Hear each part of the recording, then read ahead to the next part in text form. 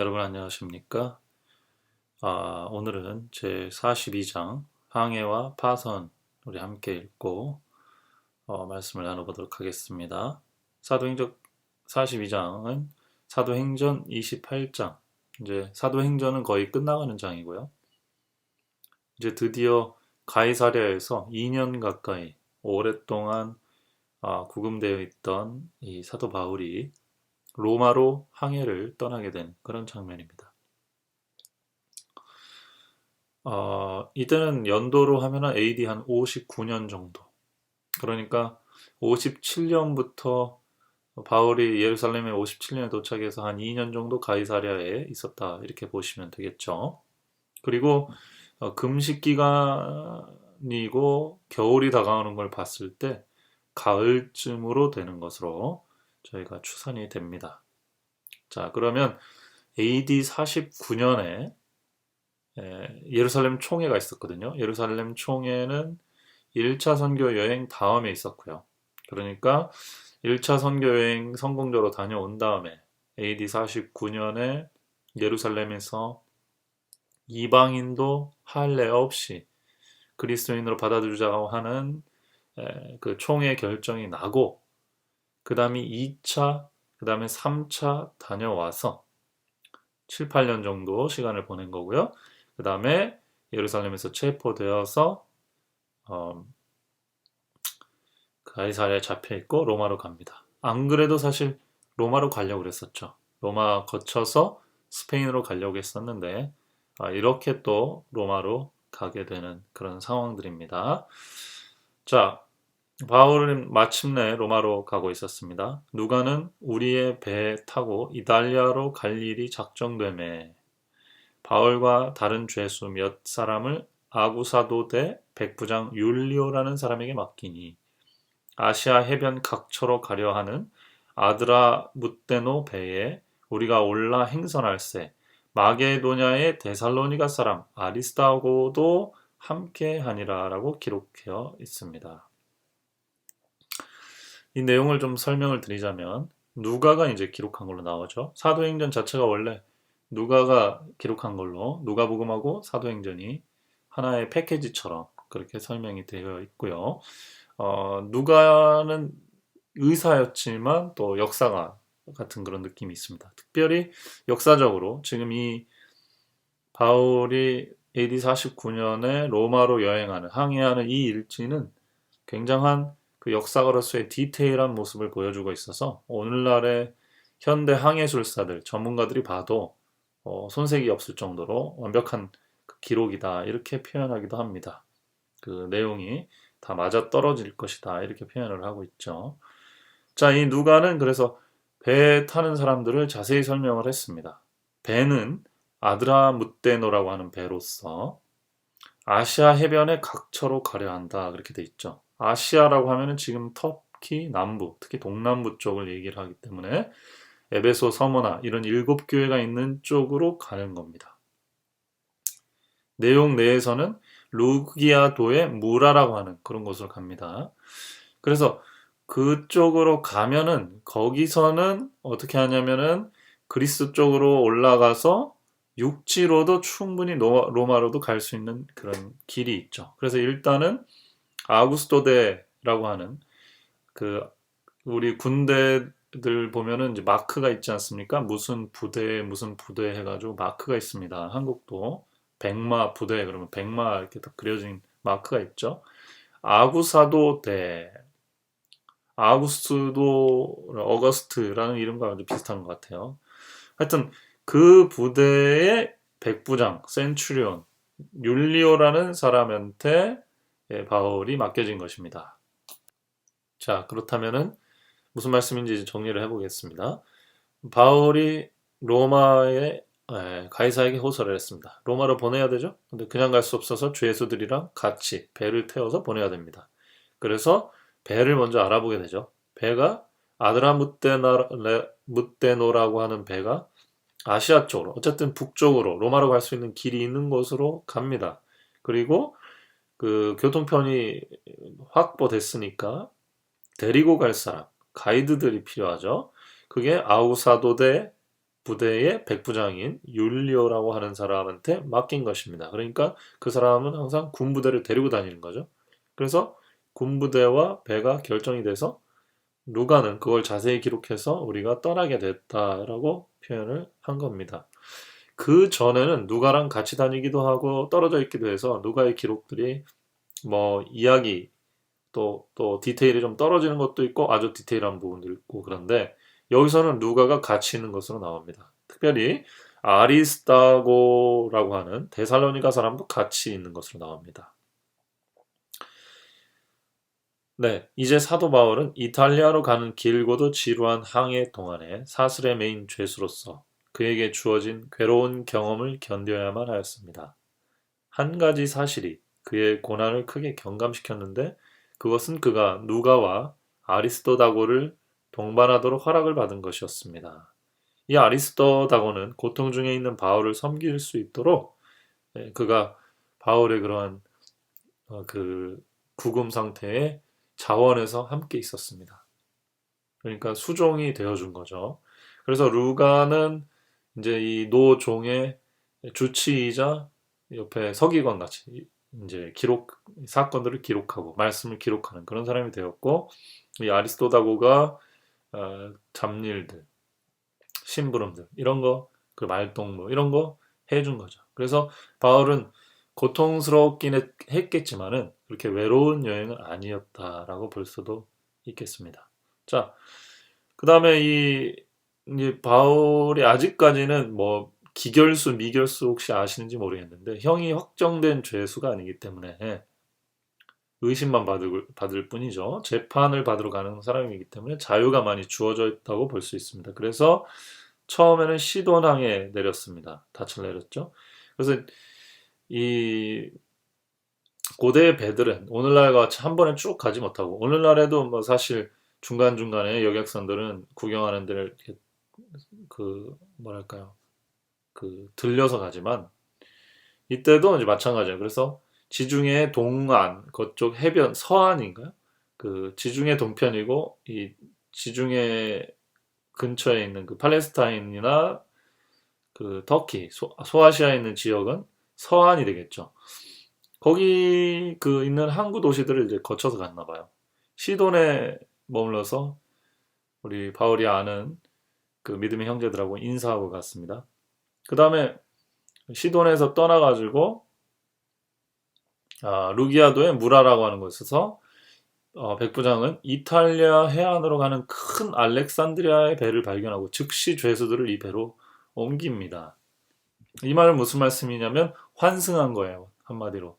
거기서 육지로 갈 수도 있고 다른 배로 갈 수도 있는데 거기에 들렸다가 로마로 가는 이 알렉산드리아에서 큰 곡창지대에서 곡물을 가져다가 주로 밀이었겠죠. 그 곡물을 가져다가 에베소 같은 데에 좀 떨궈주고 교역을 하고 그 다음에 로마로 가는 그런 배가 있었어요. 이 큰 배가 떠나는 걸 보고 지나가는 걸 보고 저 배를 타고 가면 바로 로마로 가는구나 하고서는 죄수들을 그리고 그 병력들을 다 그 배에 옮겨 태운 겁니다. 아마 이제 가을이니까 이 배가 거의 올 해에는 그 해에는 마지막 배였을지 몰라요. 근데 바람이 좋은 바람이 아니었습니다. 그래서 배가 더디가고 그렇게 하니까 그레테한의 미항이라는 곳에 이제 이르게 됩니다. 그래서 이제 보시면은 북쪽으로 가이사랴에서 시돈을 거쳐 북쪽으로 올라왔다가 이제 동에서 서쪽으로 쭉 가야 이제 이탈리아 로마로 가는 길인데 바람이 역풍, 바람이 반대로 부는 거죠. 네. 이게 이제 요쪽이 뭐 편서풍대인가요? 이게 북서풍 아니 북동풍이라고 해야 되나? 바람이 북동쪽으로 불어 올라가죠. 대체로. 그렇게 하다 보니까 이제 거꾸로 동쪽에서 서쪽으로 불어줘야 닻을 달고 이제 그걸 타고 쉽게 가는데 반대로 바람들이 부니까 앞으로 나아가지를 못하는 거예요. 그래서 이 터키 그다음에 뭐 이탈리아 그리스 남쪽 그 가운데에 그레테 해양이 교통의 요주거든요. 그레테 섬이 여기가 이제 문명의 발생지이기도 하고 그곳은 이제 미양이라고 하는 곳에 먼저 이제 멈추게 된 겁니다. 미양에서 그들은 순풍을 기다리기 위하여 얼마 동안 체류할 수밖에 없었는데 겨울이 속히 다가오고 있었으므로 행선하기가 위태하고 배를 책임 맡은 사람들은 그 계절 전에 그들의 목적지에 도착하려는 희망을 버릴 수밖에는 없었습니다. 그러니까 이제 이 배의 책임자가 이거 잘못했다가는 우리 파선하고 그렇게 되면은 큰 배의 이 무역이 완전히 망하게 되는 거거든요. 그러니까 차라리 겨울을 보내고 그래서 과동이라는 표현이 나오는데 과동하고 들어가는 것이 훨씬 안전하다 이렇게 본 겁니다. 그러니까 애초에 이 사도 바울을 가이사에게 보내는 이 플랜이 좀 더 빨랐으면 안전했겠지만 어떻게 보면 딱 그 라인에 맞춰서 움직인 거라서 이런 일들도 좀 있었던 것 같습니다. 결과적으로는 결론부터 얘기하자면은 바울이 굉장히 일찍 다들 안전하게 고생을 했지만 무사히 로마에 도착하죠. 그 이탈리아에 도착하게 되는 것은 사실입니다. 하나님께서 그렇게 일을 하셨지만 이건 사실 기적적인 항해였던 것 같아요. 자, 그래서 사람들의 의견이 이제 나뉩니다. 그 미양이라 하는 곳에 그레테에 있는 미양이라 하는 곳에 그냥 거기서 과동을 할 것인가, 겨울을 보낼 것인가, 아니면 거기서 조금 더 나아가면 또 좋은 도시가 있으니까, 항구 도시가 있으니까 거기서 페닉스라고 하는 곳이죠. 거기서 과동을 하는 것이 좋은가? 다수결을 이제 물어봅니다. 바울은 지금 위험하다. 여기 있는 게 낫다. 미양에 불편하더라도 여기 있는 게 낫다. 이렇게 얘기했고 베닉스는 그 사람들은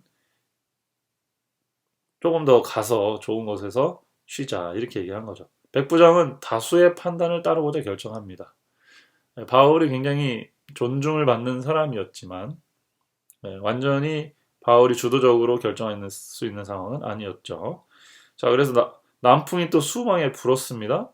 그러니까 각도를 잘 맞추면은 남풍이 부니까 그래도 타고 각도를 45도로 해가지고 나아갈 수는 있었겠죠. 그들은 곧 바라던 항구에 도착하리라는 희망을 가지고 미항에서 출발하였다. 그러나 얼마 못 되어 광풍이 대작하니 배가 밀려 바람에 맞추어 갈 수가 없었습니다. 네. 그래서 그레데 섬 동쪽 편에서 그레데 섬 서쪽 편으로, 왜냐면 동에서 서로 크게 움직이는 여행이었으니까 이제 그렇게 가려고 하는데 바람이 이제 불어서 순풍이 불길래 이 정도면 갈 수 있겠다 하고 딱 가다가 바람이 세게 분 거죠. 그러니까 해안가로 가는 게 아니라 해안에서 멀어지게 된 겁니다. 다시 바다 가운데로 들어가기 시작했어요. 그래서 폭풍우에 밀려 배는 가우다라고 하는 작은 섬 근처에까지 갔고 섬에 피하 있는 동안 선원들은 최악의 경우를 대비하게 되었습니다.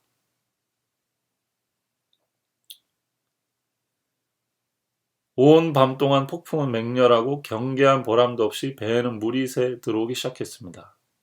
이튿날 사공들이 짐을 바다에 풀어버리고 밤은 다시 왔고 바람은 잦아지지 않았습니다. 폭풍으로 돛대가 부러지고 돛이 깨어진 배는 격노한 바람에 이리저리 흔들렸습니다. 예, 정말 나뭇잎 흔들리듯이 폭풍에 배가 그냥 그렇게 흔들리게 되는 거고 선체도 삐걱삐걱 소리가 나고 물이 계속 들어오고 배에 탄 사람들은 누가 한순간이라도 마음을 놓을 수가 없었죠.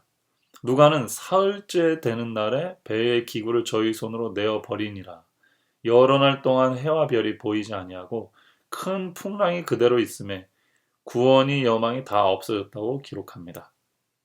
14일 동안 그들은 해도 달도 없는 하늘 아래서 표류합니다. 2주 동안에요. 이렇게 돛대 부러지고 그러니까 바람을 타고 움직여야 되는데 그냥 파도 따라 흔들리게 되는 거죠. 사도는 그 자신이 비록 육체적 고통을 당하고 있으면서도 가장 어두운 시간에 희망을 말하였고 모든 위급한 경우에 도움의 손이 되었습니다. 그는 믿음으로 무한하신 능력의 팔을 굳게 붙잡았고 그의 마음은 하나님을 의지하였습니다. 바울과 누가 아리스다고는 함께 기도했겠죠. 이 위급한 순간에 어디서도 도움을 받을 수 없는 그런 순간이었죠. 모두가 다 배에 탄 사람들은 공포에 떨고 있을 때 그들은 하나님께 그들의 마음을 드리고 하나님께 능력을 구했습니다. 하나님이 바울에게 주신 뜻이 있기 때문에 하나님께서 그것을 이루게 하실 거라는 사실을 믿었습니다. 바울은 그들의 생명 아껴주시기를 하나님께 열렬히 호소하였고 그 기도가 응답이 되어서 폭풍이 가라앉기 시작합니다. 그러면서 이제 바울이 다시 말합니다. 어떻게 보면 바울이 이때 거 보세요. 내가 겨울을 미항에서 보내자고 하지 않았습니까? 내 의견 안 따라서 그래요. 라고 말할 수도 있는데 그런 속 좋은 사람은 아니었어요. 바울이. 여러분 우리가 이런 일을 당했지만 우리 하나님이 여러분들의 생명에 아무 손상이 없고 지켜주시겠다고 이렇게 약속했습니다. 이렇게 얘기하고 선원들에게 용기와 힘을 붙들어줬죠. 그리고 좀 있다 보니까 육지에 또 배가 가까워지면서 배가 조금씩 물을 재보니까 육지에 가까워지는 느낌을 봐서 물을 재보니까 배가 점점 육지에 가까이 오는 거예요. 좀 있으면은 배가 육지에 걸려서 배가 부서질 거 아닙니까? 해안의 윤곽이 살살살 보이는데 육상의 목표물은 보이지 않고 어떻게 해야 될지 막 그럴 때 사람들이 도망치려고 했었습니다. 그러니까 바울이 또 이때는 기지를 발휘해서 백부장에게 이 사람들 도망가면은 우리 다 큰일 난다. 그래서 바로 그 작은 보트들의 줄을 끊어가지고 도망가지는 못하게 또 막았습니다. 그랬는데 그러면 안에서 반란이 일어날 수도 있지 않습니까? 그러니까 또 바울이 어떻게 했냐? 음식을 꺼내서 우리가 지금 굉장히 고생했는데 지금 먹어둬야 된다. 그리고 음식을 버릴 수도 없는 거 아니에요? 그래서 음식을 먹고 그들이 피곤하고 지치고 낙담했을 수도 있는데 배부르게 먹고 나머지 일은 바다에 버려서 배를 가볍게 했습니다. 이제 날은 좀 좋아졌어요. 해도 조금씩 보이고 근데 파도는 아직도 좀 불고 있습니다. 파도가 불면서 배가 점점 육지 쪽으로 붙고 육지 쪽으로 점점 붙으니까 결국은 배가 깨지겠다는 생각이 들고 군사들은 육지에 도달하려고 노력하는 동안에 저희가 책임진 죄수들을 지키는 일은 불가능한 것이라는 것을 알게 됩니다. 다시 말하면 배를 안전하게 지키는 것과 그동안의 그 죄수들의 폭동이나 어떤 반란을 막는 것은 불가능하다는 걸 깨닫고 죽여야 되겠다는 생각들도 하게 됩니다. 왜냐하면 이때 당시는 책임 맡은 군인들이 죄수를 놓치게 되면 자기들이 그 형벌을 받아야 되거든요. 로마의 이 법이 좀 이렇게 강했기 때문에 이 사람들은 죄수를 죽이려고 합니다. 근데 바울이 또 이것을 막죠. 생명을 죽이지 못하도록 그렇게 하고 헤엄칠 줄 아는 사람들은 명하여 물에 뛰어내려 먼저 육지에 나가게 하고 남은 사람들은 널조각 혹은 배의 물건을 의지하여서 그건 이제 튜브처럼 삼아가지고 하나씩 배가 완전히 깨져서 배랑같이 침몰하기 전에 하나씩 육지로 나아갈 수 있도록 그렇게 조치를 합니다. 그래서 270여 명의 사람들이 275명이라고 나와 있죠. 275명의 사람들이 안전하게 상륙해서 나중에 다 숫자를 세어보니까 한 사람도 죽은 사람이 없었습니다. 기적이죠. 왜냐하면 이게 그레테 섬에서 지금 어디에 도착하냐면 멜리데 섬에 도착하는데 이 멜리데 섬은 로마 이탈리아의 남단에 있는 그 작은 섬입니다. 여기까지 상당한 거리예요. 그러니까 배가 막 서서 이렇게 한 군데에서 이렇게만 있었던 게 아니라 엄청나게 빨리 폭풍을 따라 밀려가지고 거기까지 온 겁니다. 꽤 긴 거리를 온 거예요. 2주 동안 정신없이 밀려서 왔습니다. 그리고 그 멜리데 토인들은 또 이 사람들을 다 영접해 주었어요. 여기서 3개월 동안 그들은 과동, 겨울을 보내게 됩니다. 그리고 바울은 여기서 제일 높은 사람, 보블리오라고 하는 사람, 어떻게 보면 그 토인들의 추장이겠죠. 그 사람을 부친이 열병과 이질에 걸려서 누워 있는데 그 사람을 고쳐 주었죠. 그러니까 그들이 떠날 때, 3개월 후에 떠날 때 필요한 것까지 다 내어줬습니다. 배의 무리가 멜리데에 머물러 있는 석 달 동안에 바울과 그의 동역자들은 복음을 전할 수 있는 많은 기회를 이용합니다. 놀라운 방법으로 주께서는 그들을 통해 일하셨습니다. 파손된 온 무리는 바울 때문에 크게 친절한 대우를 받았고 그들의 모든 필요는 공급을 받았습니다. 멜리데를 떠날 때 그들은 항해를 위해 필요되는 모든 것들을 관대하게 공급받았습니다. 얼마나 의미 있는 여행이었습니까? 이 여행의 핵심은 그거죠. 중간에 엄청난 폭풍을 만났어요. 바울은 미리 감지하고 조심하자고 했지만 운명 공동체 한 배를 탔다는 것은 그걸 막기가 힘든 겁니다. 여러분들 그런 느낌 아시죠? 우리가 그런 그 사회의 시민성, 우리가 한 사회, 한 공동체에 소속된 사람이라는 거 중시해야 됩니다. 바울이 그런 거예요. 자신의 의견대로 배가 굴러가지는 않았지만은 자신의 운명도 이 배의 운명과 같이 속해 있습니다. 그래서 자신이 할 수 있는 일을 한 겁니다. 믿음으로 그 사회, 그 커뮤니티, 그 소사이어티를 구원했죠. 이게 오늘날을 살아가는 우리들의 모습이라고 생각합니다. 바울은 정치인이 아니었어요. 정치를 하려고 한 것도 아니고. 그러나 한 배에 탄 사람들을 구원으로 이끌었습니다. 지혜로, 신앙으로. 이게 오늘날 우리의 모습이 되어야 되겠다 이런 생각이 듭니다.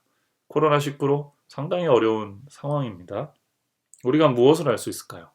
예배도 지금 막히고 있는데 이럴 때일수록 그리스도인의 지혜와 영감과 또 이런 겸손한 봉사와 희생 정신으로 이 사회를 구하기 위해서 노력하는 그런 모습이 필요할 것 같아요. 그리고 함께 기도하고 두려움에 떠는 사람들에게 용기를 주는 일. 그래서 우리 모두가 최소한의 피해로 구원의 항구에 갈 수 있도록 그렇게 함께 기도하시기를 진심으로 바랍니다. 기도합시다. 사랑이 많으신 저희들의 아버지, 저희들의 인생에도 항해에도 폭풍우와 불 때가 있고 예상치 못한 어려움이 당할 수가 있습니다. 그것 때문에 저희들의 마음이 깨지고 하나 되는 게 분열되는 일로 바뀔 때도 있습니다. 하나님, 저희들의 항해에 함께 하시고 저희들의 판단에 함께 하시고 저희들이 있는 사회에서 저희가 빛과 소금의 역할, 바울처럼 그들의 소망이 꺼져갈 때 소망을 일으키고 생명을 구원하는 일에 저희들이 헌신하도록 인도해 주시옵소서. 예수님의 이름으로 간절히 기도드립니다. 아멘. 여러분 행복한 하루 되시길 바랍니다. 감사합니다.